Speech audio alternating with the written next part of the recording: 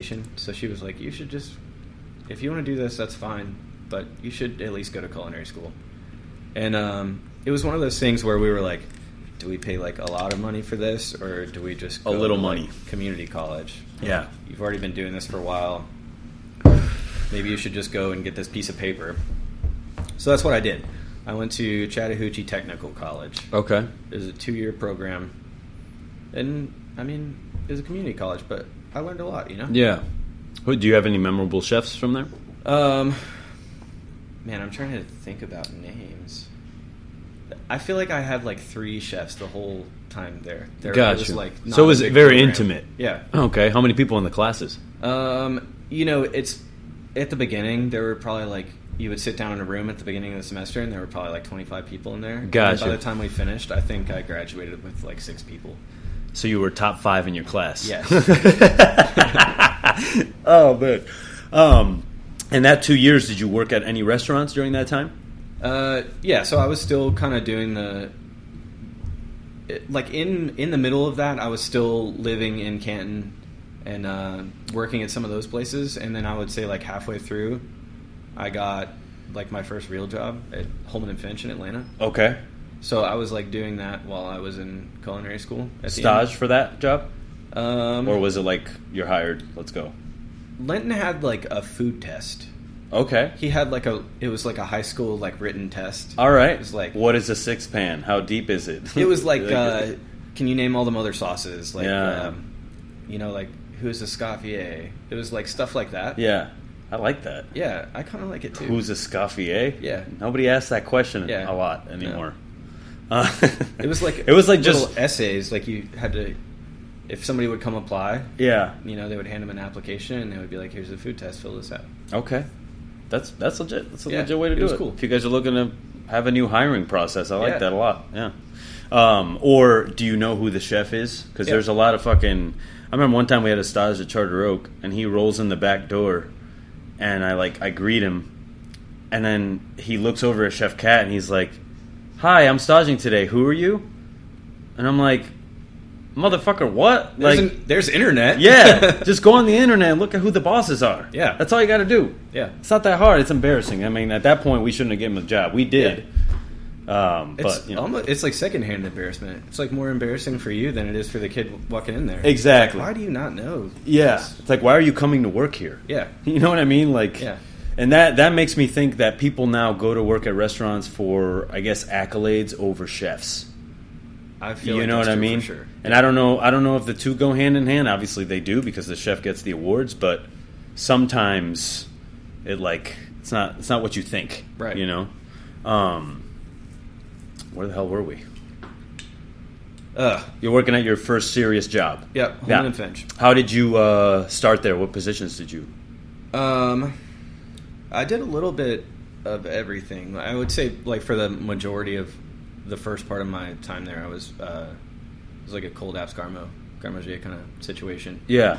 That restaurant had a lot of charcuterie, cheese, like cured meats and stuff. Okay. So So- you were learning a lot of that process? Yeah, it was Gotcha. that and, you know, salads. Was it whole animal butchery there? Yeah. Okay. Yeah. Got you. So super. Were you guys working with farms at that time? Were you introduced to that? Yeah, that realm was of like my things? first, like, real restaurant where they were like, this is actually important. Like, Yeah. where all this comes from.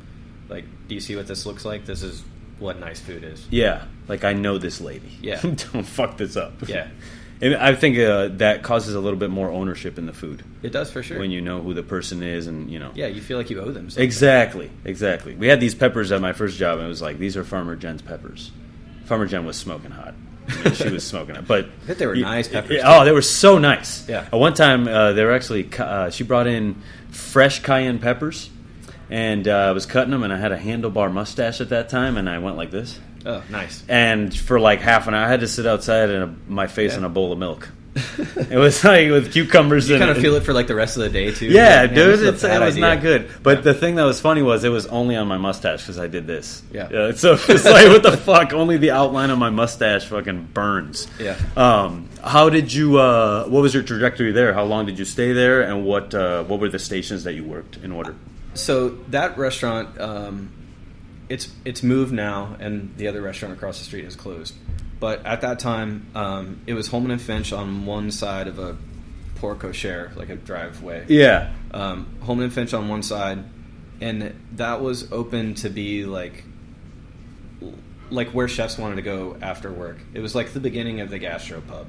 Okay. That was like one of the first, like when that got cool. Yeah, yeah. It was like one of the first places that was doing that.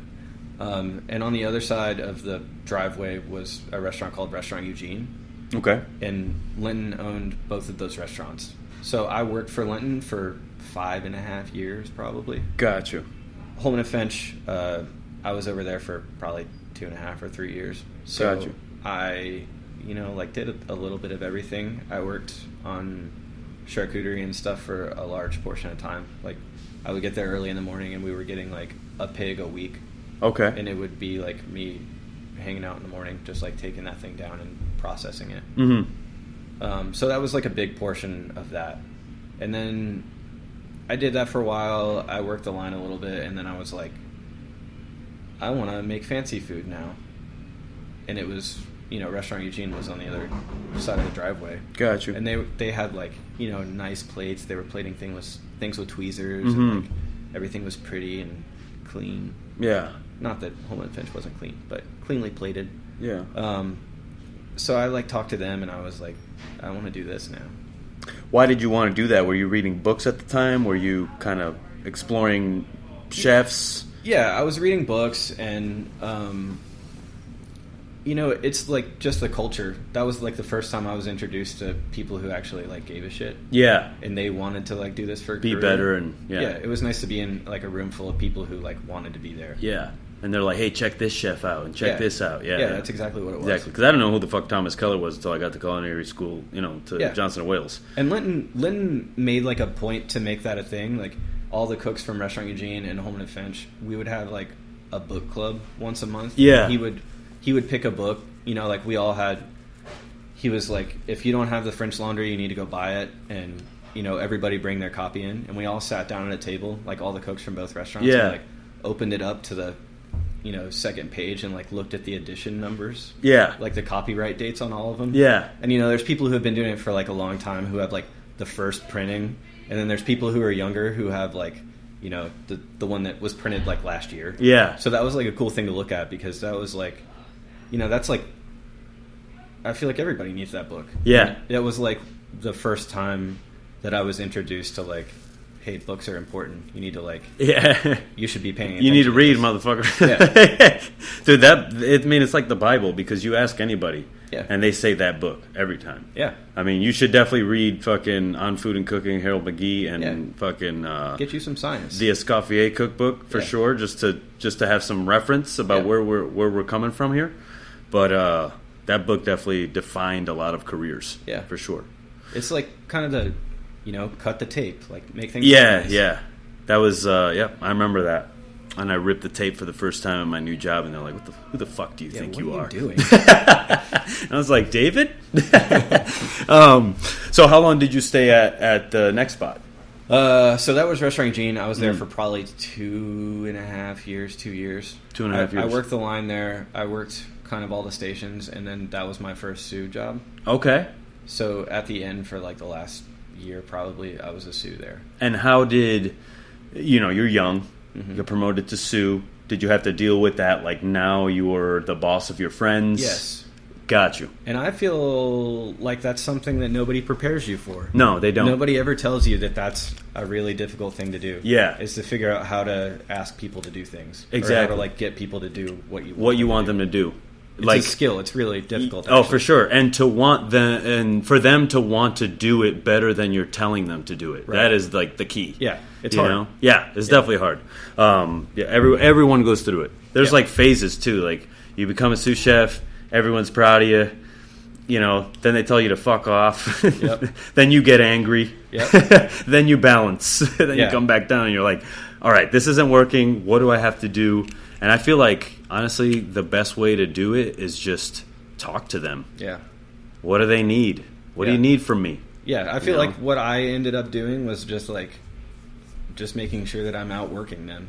Show them that they're not going to work harder than you. Yeah, exactly. By example. Outwork them, exactly. Yeah.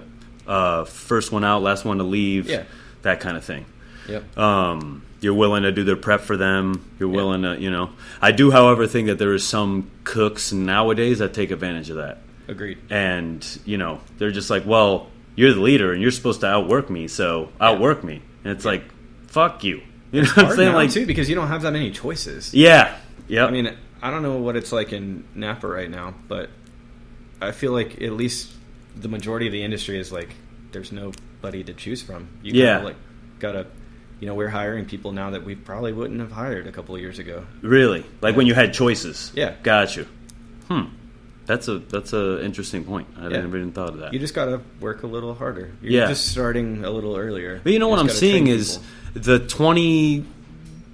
26 to 24 range, those kids, like, it doesn't seem that far away from 21. Right. But, dude, these 19, 21-year-olds that I'm seeing in kitchens, like, there's one girl at Corvino killing it. Yeah.